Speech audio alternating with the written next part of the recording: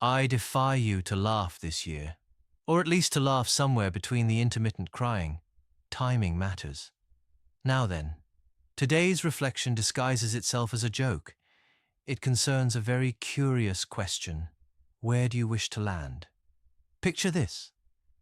There was once a fellow who wished to board a plane carrying 10 rather heavy bags. The pilot, being a sensible creature, said, "Absolutely not.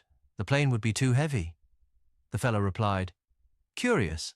Last year's pilot allowed it." Against his better judgment, and possibly gravity, the pilot agreed. They took off. Barely. Flew a few miles, then promptly introduced themselves to a forest. The 10 bags went flying and knocked them unconscious.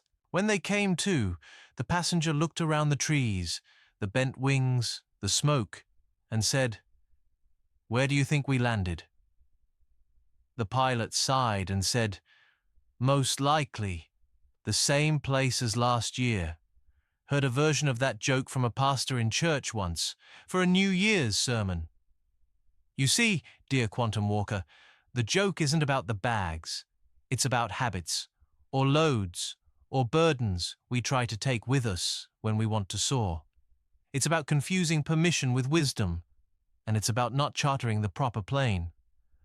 So, I ask you gently, before the next takeoff, which bags are you carrying because they are necessary, and which because someone once said you could? Laugh if you like. Cry if you must. But wherever you land, try not to be banged up by the baggage. Sir Leamerton here. From my treehouse canopy perch, I bid you presence. I bid you power. And I remind you, as always, keep giving and taking steps of wellness, with pause.